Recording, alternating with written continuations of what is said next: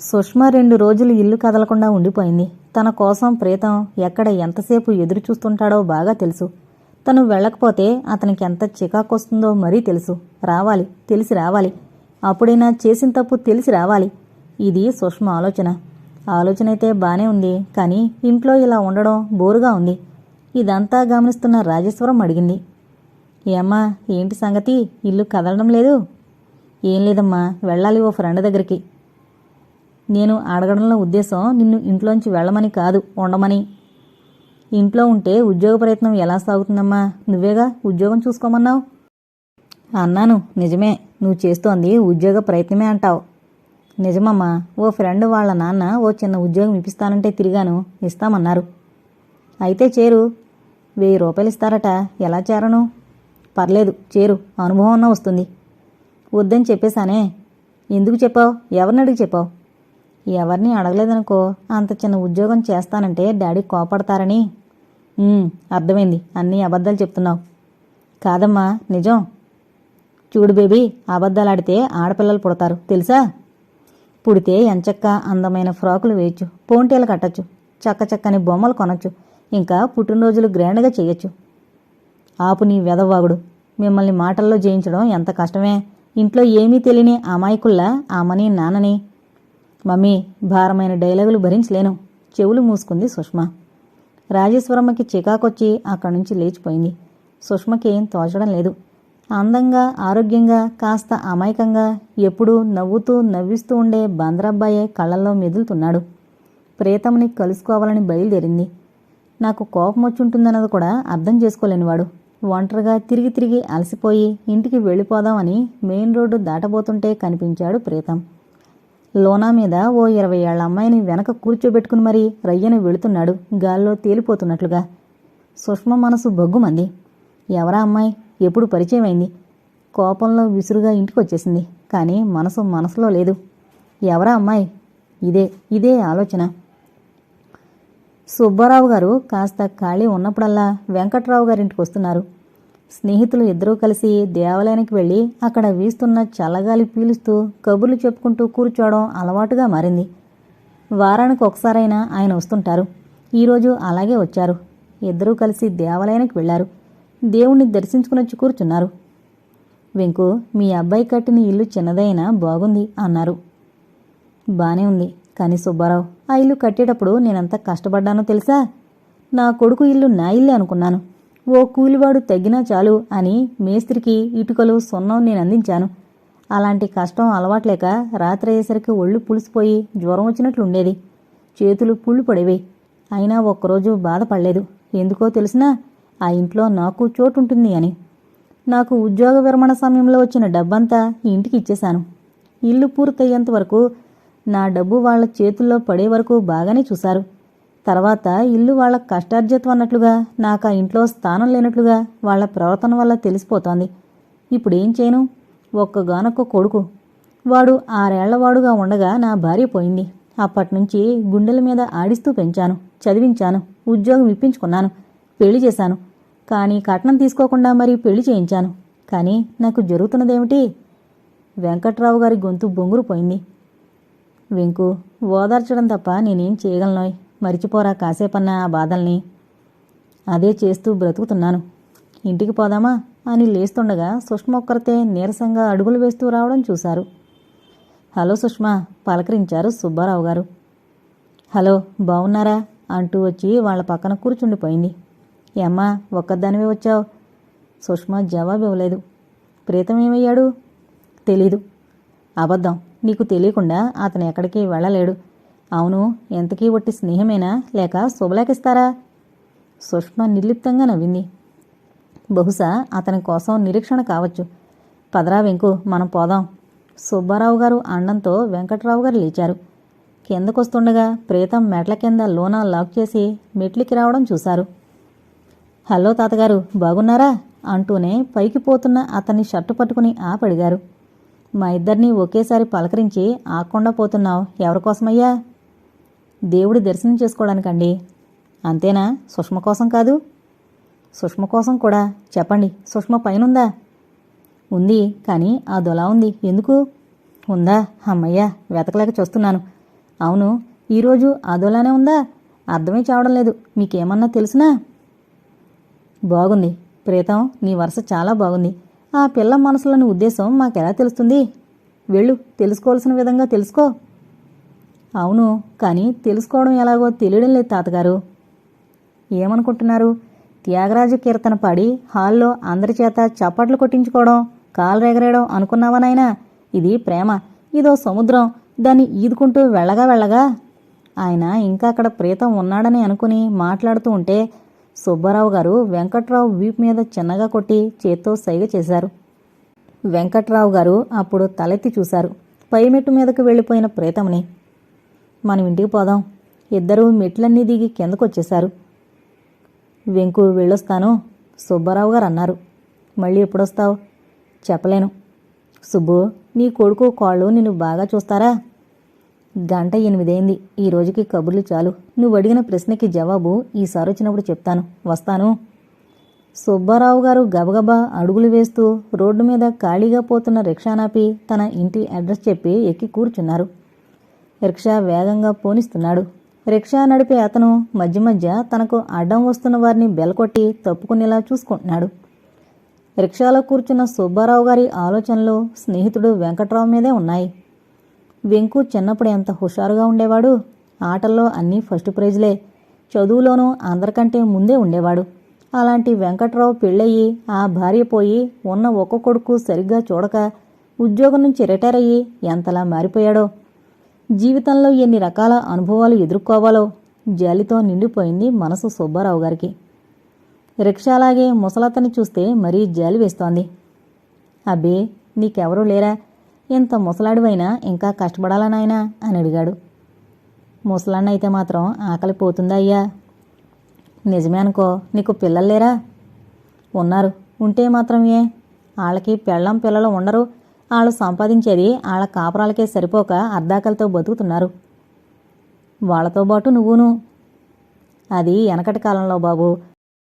కొడుకుల్ని కన్నాం పెంచామంటూ వాళ్ళ దగ్గర చేరితే తిని పెంకుడే గతి. వద్దు బాబు వద్దు. రెక్కల్లో సొత్తు ఉన్నంతవరకు నా జీవితం నాదే. ఆ తర్వాత అంటారా? ఆ పైన దేవుడే ఉన్నాడు. ఎంతకీ మీకు కొడుకులున్నారా బాబు? ఉన్నాడు, ఒక్కగానొక్కడు. భార్య? లేదు, చచ్చిపోయిందా? సుబ్బారావు గారు జవాబు చెప్పకుండా రిక్షాపు మా ఇల్లు వచ్చేసింది అని కూలిచ్చేసి వెళ్ళిపోయారు. రిక్షావాడు వెనక్కి తిరిగి ఖాళీ రిక్షా తొక్కుకుంటూ చెమట పట్టిన చేతుల్ని తుడుచుకుంటూ మళ్లీ కూలి కోసం చూస్తూ 4 రోడ్ల కోడల దగ్గర ఆగాడు. అంతవరకు సంపాదించిన డబ్బులు తీసి లెక్క చూసుకున్నాడు. రిక్షా అద్దెపోను మిగిలింది 20 రూపాయలు. ఆ 2 బజారుకి పట్టుకు వెళితే సరుకులు ఏమొస్తాయి? లాభం లేదు. అప్పుడే ఇంటికి వెళ్ళకూడదు అనుకున్నాడు. వేడి టీ అయినా తాగాలని ప్రాణం పీకుతోంది. యాదవ్ జీవితం ఎప్పుడు ఇంతేగా, పోని అనుకుని టీ కోసం వెళ్ళాడు. తెల్లవారింది. 7 గంటలు కావస్తోంది. రాజేశ్వరమ్మ వంటగదిలో సణుగుతూ కాఫీ కలుపుతోంది. కామేశ్వరరావు మొహం కడుకుని కాఫీ కోసం వంటగదిలోకి వచ్చాడు. 7 గంటలైనా మీ ముద్దుల కూతురు నిద్రలేవలేదు చూసారా? కాఫీ కప్పు అందిస్తూ అంది. మొదలెట్టావు సుప్రభాతం. సుష్మ లేవలేదు సరే, మరి నీ గారాల బాబు లేచాడా? వాడు అక్కకి డిటోనేగా. వంతులు వేసుకుని నిద్రపోతున్నారు. ఎన్నో రాత్రులు నిద్రలేని వాళ్లలా. కటువుగా అంటున్న భార్య వైపు నవ్వుతూ చూశాడు కామేశ్వరరావు. వాళ్ళలా క్రమపద్ధతి లేకుండా పెరుగుతుంటే మీకు నవ్వెలా వస్తుందో నాకు అర్థమే చావడం లేదు. చూడు, పిల్లలు ఈ వయసులోనేగా నిశ్చింతగా బ్రతికేది. పెద్దయ్యే కొద్దీ ఏవో బాధలేగా. ఇంతకీ క్రమపద్ధతి అంటూ ఏదో అన్నావు. అసలు విషయం ఏమిటి? సుష్మకి స్నేహితులు ఎక్కువయ్యారు, అందులోనూ బాయ్ ఫ్రెండ్స్. అతనితో కలిసి స్కూటర్కి తిరుగుతోందట. అవునా? ఈ విషయం ఎవరు చెప్పారు నీకు? ఇరుగు పొరుగు. వాళ్ళ మాట నమ్మకు. మీరలా అనకండి. నిన్న కమల కూడా గుళ్ళో చూశాడట. అవునా? అయితే ఆ కుర్రాడెవరో తెలుసుకుందాం. వాళ్ళ స్నేహం ఏమిటో ఎంతవరకు వచ్చిందో కనుక్కుందాం. మీరలా అంటూ కాలయాపన చేయండి. ఈ లోపల కొంపలు అంటూ పోతాయి. ఆగు, సుష్మ నిద్రపోవడం లేదు. మన మాటలు వింటోంది. తర్వాత మాట్లాడదాం గాని నాకు స్నానానికి నీళ్లు పెట్టు. కామేశ్వరరావు కాఫీ తాగి కప్పు భార్యకిచ్చి తన గదిలోకి వెళ్ళిపోయాడు. సుష్మ నిద్రలేచింది. మొహం కడిగింది. కాఫీ తాగింది. తమ్ముడు లేవలేదని 2 చెరిచింది. కమల కయ్యమంటూ లేచి కూర్చున్నాడు. సుష్మ సినిమా పత్రిక తీసుకుని వరండాలో కూర్చుంది. పక్కన ట్రాన్సిస్టరు, చేతిలో సినిమా పుస్తకం. ఇది చూసి రాజేశ్వరమ్మ మండిపోయింది. కామేశ్వరరావు ఆఫీస్కు వెళ్లే ప్రయత్నంలో ఏవో కాగితాలు చూసుకుంటుంటే అక్కడికొచ్చింది. వంట అయిందా? అయితే వడ్డించు, ఈరోజు త్వరగా వెళ్ళాలి. మీకెప్పుడు ఆఫీసు ఇల్లు వదిలి వెళ్లారంటే రాత్రికే రావడం. ఈ లోపల ఇంట్లో ఏం జరిగినా పట్టించుకోరు. సరే, ఉద్యోగం మానేమంటావా? కోపగించుకోకండి, నా బాధ అర్థం చేసుకోండి. నీ బాధ నా బాధ కాదా రాజీ? కాగితాలు చూస్తున్నానే కానీ మనసు వీటి మీద లేదు. నువ్వు చెప్పిన విషయం మీదే ఉంది. ఆలోచిస్తున్నాను. ఇంకా మాట్లాడుకో. చూడు, సుష్మని వీలున్నంత వరకు బయటికి పోనీయకు. మీరేదో చెప్తారు, వెళ్ళిపోతారు. లోపల సణుగుతూ వంటగదిలోకి వచ్చింది. భర్తకి వడ్డించింది. కామేశ్వరరావు భోజనం చేశాడు. బట్టలు మరుచుకున్నాడు. స్కూటర్ తీసుకున్నాడు. ఆఫీస్కి వెళ్ళిపోయాడు. ఆయన అటు వెళ్ళిన తర్వాత ఇటు కూతుర్ని నిలదీసి ఎక్కడికి వెళ్ళావే నిన్న అని అడగాలనుంది. అడుగుతుంది. కానీ ఏం లాభం? సుష్మ తెలివి కలది. జవాబు సూటిగా చెప్పదు. నువ్వు ఒట్టి పాతకాలందని మమ్మీ అనంటూ, నేను వెళ్ళడం చోటుకి ఎందుకు వెళ్తానమ్మా? గుడికి వెళ్ళడం తప్ప చెప్పు అంటూ అమాయకంగా ముఖం పెడుతుంది. అప్పుడు తనేం చెప్పాలి? కనుక నోరు మూసుకుని ఎక్కడో ఒకచోట ఓ వరుణ్ణి చూసి పెళ్లి చేసేయాలి. అంతకుమించి పరిష్కారం లేదు. దీని పెళ్ళే అత్తవారింటికి వెళితేనే కానీ తనకు శాంతి ఉండదు. అంతే. ఆ పెళ్లి ఎలా జరుగుతుందో మరి? రాజేశ్వరమ్మ ఈ ఆలోచనలో ఉండగానే పక్కింటి వాళ్ల భాను సుష్మకొచ్చి చెప్పింది. నీకు ఫోన్ వచ్చిందోయ్. సుష్మ చెప్పులు వేసుకుని పరిగెత్తింది. గంట తర్వాత వచ్చింది హుషారుగా. ఎవరి దగ్గర నుంచే ఫోను? రాజేశ్వరమ్మ హాల్లోనే కూర్చుంది. సుష్మ రాగానే అడిగింది. ఫ్రెండమ్మా అంటూ స్నానానికి వెళ్ళిపోయింది. ఫ్రెండో ఆడ ఫ్రెండో మగ ఫ్రెండో చెబితేగా. పళ్ళు కొరుక్కుంది రాజేశ్వరమ్మ. సుష్మ స్నానం చేసొచ్చి బీరువాలో ఉన్న చీరలన్నీ పరీక్షిస్తోంది. ఏ చీర కట్టుకోవాలని. ఫ్రెండ్ ఏమని ఫోన్ చేసింది? లలిత బర్త్డే అట, భోజనానికి రమ్మంది. అట్నుంచట్టే సినిమాకు కూడా వెళదామంది. అవును, ఎందుకమ్మా ఇలా ప్రశ్నల మీద ప్రశ్నలు వేస్తున్నావు? రాజేశ్వరమ్మ ఇంకేం మాట్లాడగలదు. అక్కడి నుంచి వెళ్ళిపోయింది. సుష్మకి ఏ చీర నచ్చడం లేదు. పోనీ ప్యాంటు షర్టు వేసుకుందామంటే ఆ డ్రెస్సు చూసి ఆముదం తాగిన వాళ్ల ముఖం పెడతాడు.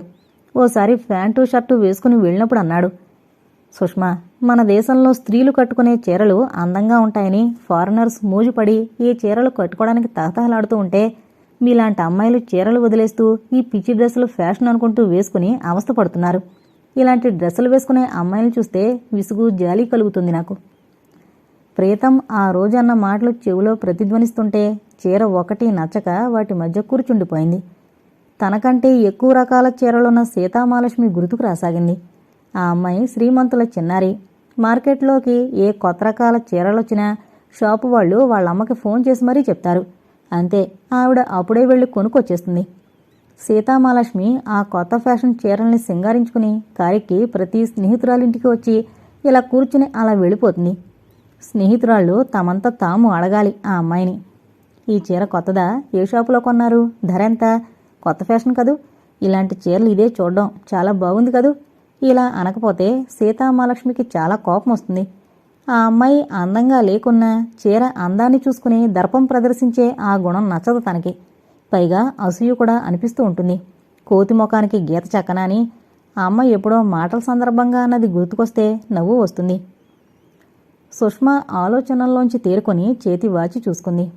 అమ్మో, అప్పుడే 10 గంటలు దాటింది అనుకుని చీరల కుప్పలోంచి చిలకాకు పచ్చ సాదా చీర, మ్యాచింగ్ జాకెట్టు తీసుకుని మిగతావన్నీ బీరువాలో కుక్కేసింది. డ్రెస్ చేసుకుని తల్లికి చెప్పింది, వెళ్ళొస్తానమ్మా. రాజేశ్వరమ్మ జవాబు ఇవ్వలేదు. సుష్మ అసలు తల్లి జవాబు కోసం ఎదురు చూడదు. ఆ అలవాటే లేదు. చెప్పులు వేసుకుని రోడ్డు మీదకి వచ్చేసింది. అప్పుడే ఎండగా అనిపిస్తోంది. ఈ ఎండలో నడిస్తే ముఖం ఇక్కడే చెమట పట్టిపోతుంది. వెదవెండకి పని పాట లేదు. విసుక్కుంటూ నడక సాగించింది. వెంకట్రావు గారికి ఏం తోచడం లేదు. కారణం మరేం లేదు. వారానికి ఒక్కసారైనా వచ్చి చూసిపోయే సుబ్బారావు గారు 2 వారాలు గడిచినా రాలేదు. ఎందుకు రాలేదో కారణం తెలియలేదు. పోనీ తన ఇంటి అడ్రస్ అయినా ఇచ్చాడా? ఇవ్వలేదు. ఎన్నిసార్లు అడిగినా ఇస్తాలే అనడం తప్ప ఇవ్వడం జరగడం లేదు. తనే వస్తున్నాడు కదా అని ఆ విషయం తనూ పట్టించుకోలేదు. వెంకట్రావు మనసు ఏదోలా ఉంది. తన మనసులోని మాట చెప్పుకునే ఆప్తుడు అతను తప్ప మరొకరు లేకపోవడంతో సుబ్బారావు రాక కోసం ఒళ్లంతా కళ్ళు చేసుకుని ఎదురుచూడడం అలవాటుగా మారిపోయింది. వెంకట్రావు గారు ఈరోజు మిత్రుడి కోసం ఎదురు చూసి ఇంకా ఒంటరిగానే బయలుదేరారు దేవాలయం దగ్గరికి.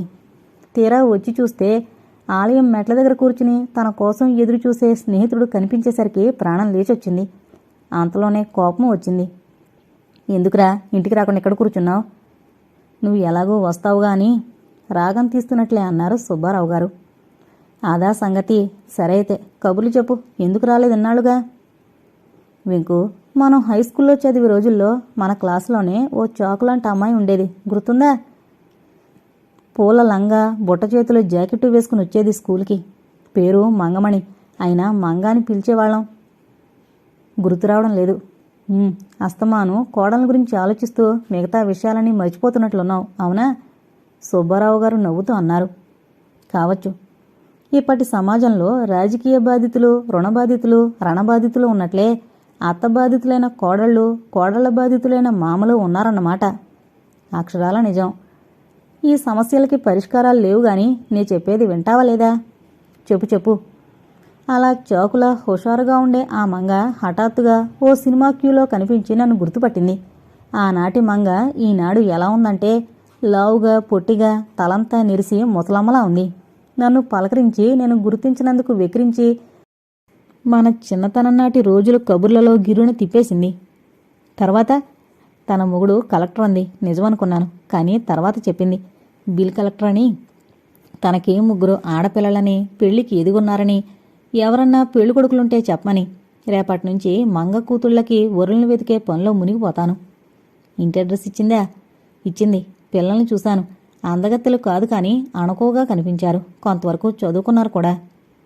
బాగుంది. నువ్వు సాంఘిక సేవ అంటూ కొందరికి సాయం చేయడం మంచి విషయమే.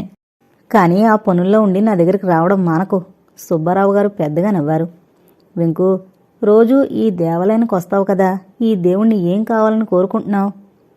నువ్వు వస్తున్నావుగా, నువ్వేం కోరుకుంటున్నావు చెప్పు. ముందు అడిగింది నేనురా వెంకు. అవుననుకో. చూడు, అసలు ఆ దేవుణ్ణి ఏదడిగినా ఇస్తాను ఇవ్వను అని చెప్తేగా. అలాంటి మూగదేవుణ్ణి నేనేం కోరను. నిజం సుమా. చూడు వెంకు, ఆ దేవుడు తీర్చినా తీర్చుకున్నా ఓ కోరికుంది నా మనసులో. అదేంటంటే, భగవాన్, నీకే కనుక శక్తి ఉంటే నన్ను జీవితంలోనే వెనక్కి నడిపించి 10 ఏళ్ల బాబులా బతికేలా వరం ఇవ్వు అంటాను. అలా ఇస్తే అప్పటినుంచి కొత్త జీవితం ప్రారంభించి చేసిన తప్పులు చేయకుండా బ్రతుకు సాగిస్తాను అని అడుగుతాను. వెంకట్రావు గారు పకపక నవ్వసాగారు. నవ్వుతున్న వెంకట్రావు గారి ముఖంలోకి చూస్తూ, అమ్మయ్యా, నిన్ను నవ్వించగలిగాను అన్నారు. వెంకట్రావు గారు నవ్వు ఆపేశారు. ఆపకురా బ్రదర్, నవ్వుతూ బ్రతకాలరా బ్రదర్ అన్నారు. సుబ్బారావు, నువ్వు నీ జీవితంలో ఎన్నో ఎదురు దెబ్బలు తిన్నావు. నిన్ను వదిలి భార్య ఎక్కడికో పోయింది. ఒక్కగానొక్క కొడుకు అని అల్లారు ముద్దుగా పెంచి చదివిస్తే నిన్ను కాదని కిరస్తానీ పిల్లని పెళ్ళాడాడు. అయినా సహించి వాళ్ళని ఇంట్లో ఉంచుకున్న నువ్వు ఎప్పుడూ సంతోషంగా ఉన్నట్లుగా ఉంటావు. ఎలా ఉండగలుగుతున్నావురా? నా భార్య ఎక్కడికో పోయింది అని నైస్గా అనకు. ఏడాది బాబుని నన్ను వదిలి పాత ప్రియుడితో లేచిపోయింది. నవ్వుతూనే అన్నారు. సుబ్బు, నీది పెద్దలు చేసిన పెళ్లి కదా, అలా ఎలా జరిగిందిరా? ఈ విషయం ఎప్పుడో అడగాలనుకున్నా నువ్వు బాధపడతావేమోనని మానేశాను. చెప్పవు? ఇప్పుడు కాదు, మరోసారి తప్పక చెప్తాను. అన్నట్లు నీ కోడలు రాజ్యలక్ష్మి బాగుందా? బానే ఉంది. కానీ సుబ్బారావు, నీ కొడుకు కోళ్ళు నిన్ను బాగా చూస్తున్నారా? గొప్పగా చూస్తారు. నాకేం బాధలేదు. అందుకే ఇంత సంతోషంగా ఉండగలుగుతున్నాను. చాలా సంతోషం. చూడు, నీ ఇంటి అడ్రస్ ఇవ్వు, ఒకసారి వస్తాను. అడ్రస్ ఇదిగో ఇస్తున్నాను, కానీ నువ్వు రాకు, నేనే పిలుస్తాను. నువ్వెప్పుడు ఇంతేగా, నీ మాట విన్ను, వచ్చి తీరతాను. సుబ్బారావు గారు నవ్వేశారు. కానీ ఆ నవ్వు పేలవంగా ఉంది. సుబ్బు, నువ్వు పిలిచినప్పుడే వస్తాను గాని ఇంటికి పోదాం పదా. ఇద్దరూ లేచారు. నీ వెళ్ళొస్తాను. సుబ్బారావు గారు వెళ్ళిపోయారు. వెంకట్రావు గారు మెల్లగా నడిచి ఇంటికొచ్చారు. చెప్పులు వదిలి మంచం మీద కూర్చున్నారు. కోడలు లోపల ఏం చేస్తుందో గాని చప్పుడు లేదు. దాహంతో నోరు ఎండిపోతోంది. రాజ్యం, కాసిని మంచినీళ్ళిస్తావా పిలిచారు. లోపల నుంచి జవాబు రాలేదు. మరోసారి పిలిచారు. పావుగంట తర్వాత రాజ్యం మంచినీళ్లు తెచ్చిచ్చింది. వాసు ఇంకా ఇంటికి రాలేదమ్మా? లేదు. ఆలస్యం అవుతుందని చెప్పాడా? మీరు గ్లాస్ ఎత్తుకుని నీళ్లు తాగండి అనేసి వెళ్ళిపోయింది. తనింకా నీళ్లు తాగనేలేదు. చిన్నప్పటి నుంచి గ్లాసు నోటికి కరుచుకుని నీళ్లు తాగడం అలవాటు. అయినా కోడలకి ఇష్టం ఉండదని గ్లాస్ ఎత్తి నీళ్లు తాగడం అలవాటు చేసుకుంటున్నాడు అతను. ఇలా తాగుతుంటే ఎన్ని నీళ్లు తాగినా దాహం తీరినట్లే ఉండడం లేదు. అయినా సరే అలా అలవాటు చేసుకుని తీరాలి అన్న పట్టుదలతో తనిలా అవస్థపడుతుంటే కోడలు ఎలా అందో. మాట మాటలోనూ ఇది నీ ఇల్లు కాదు అన్న విషయం గుర్తు చేస్తున్నట్లుంటుంది. నిజమే, ఇది తనిల్లు కాదు, తన భార్య లేదు. ఇది చాలా చిన్న విషయమైనా ఎందుకో అవమానంలో అనిపిస్తోంది. మనసు మూగగా బాధపడుతుంది. బాధపడకూడదు అనుకోవడమే మిగులుతోంది. పార్వతి బ్రతుకుండి తను పోయినా బాగుండేదేమో. పార్వతి తను కలిసి గడిపిన జీవితం కళ్ల ముందు కదలసాగింది. పార్వతి ఉదయం 5 గంటలకే లేచేది. అన్ని పనులు చకచకా చేసుకునేది. 9 గంటలు కాగానే వంటైందండి అని వంటగదిలో నుంచే కేక పెట్టేది.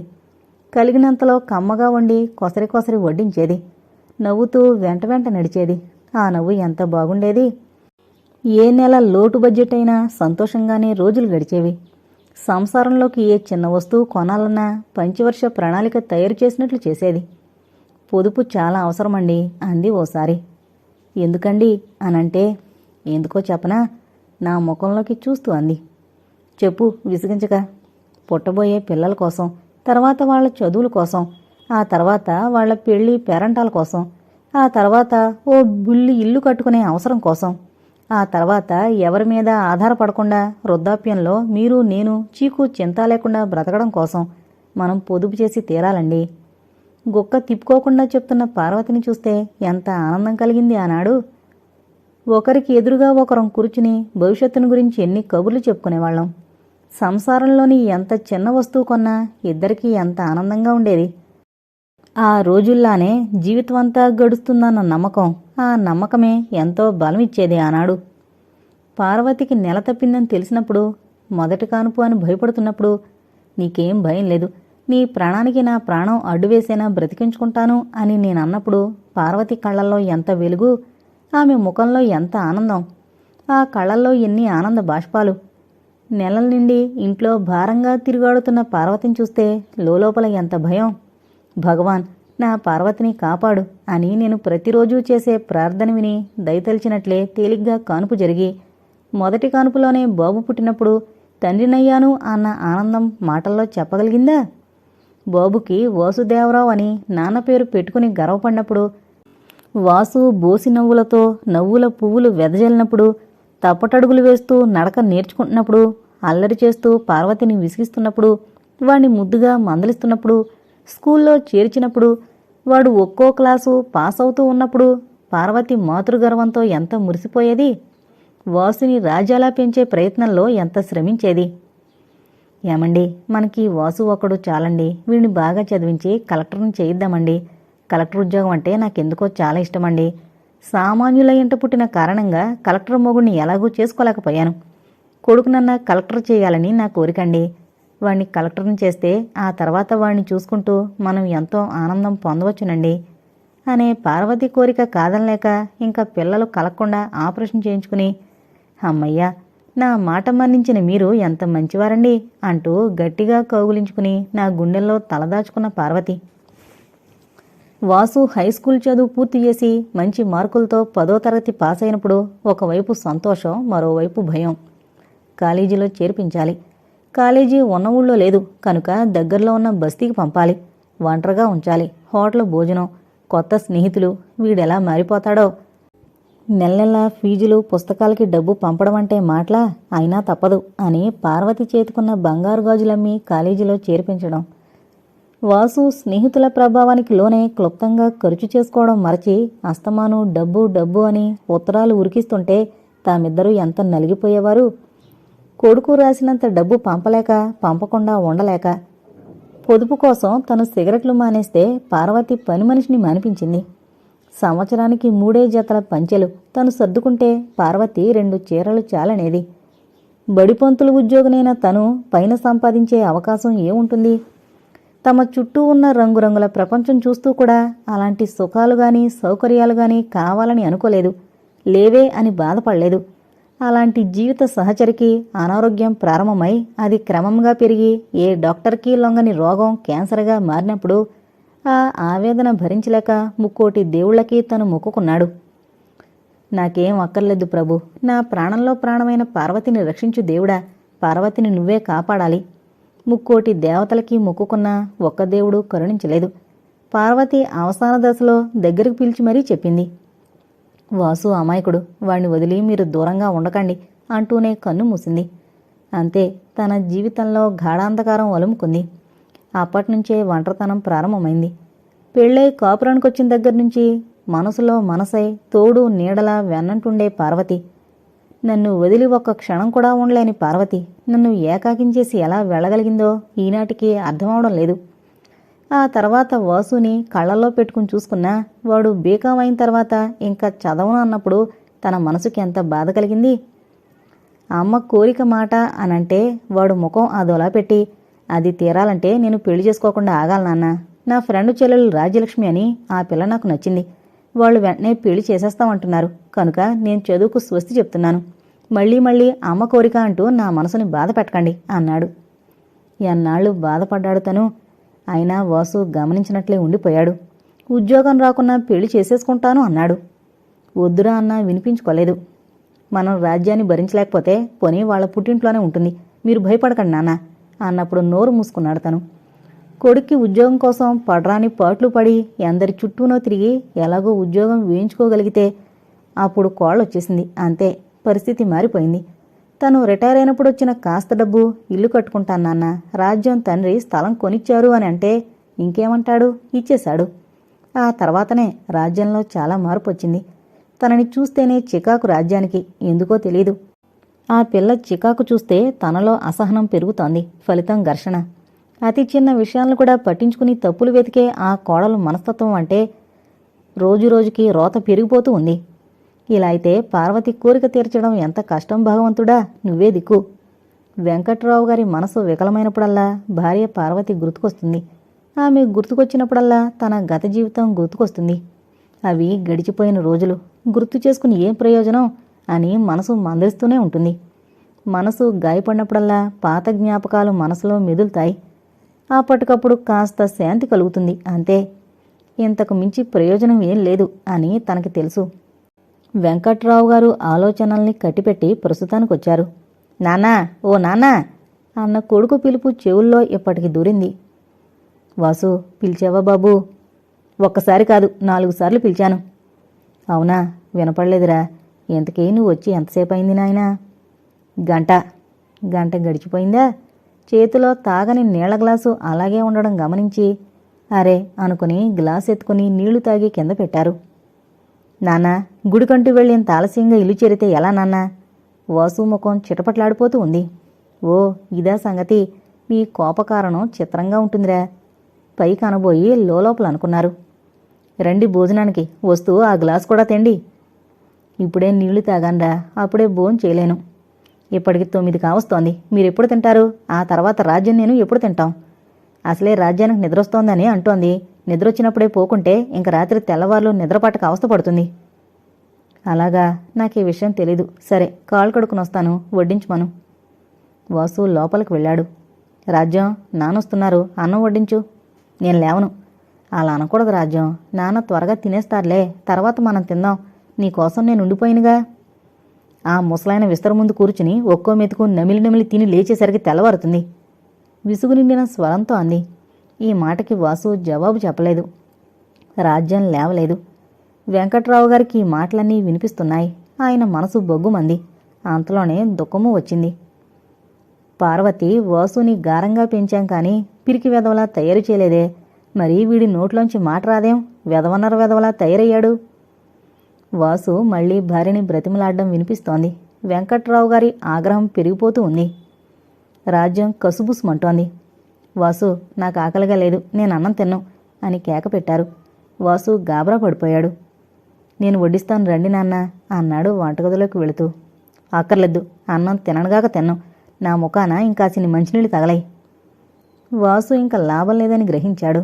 మంచినీళ్లు, మరో గ్లాసుతో మజ్జిగ, ఓ అరటిపండు తెచ్చాడు. అవి చూడగానే వెంకట్రావు గారికి కోపం కాస్త తగ్గింది.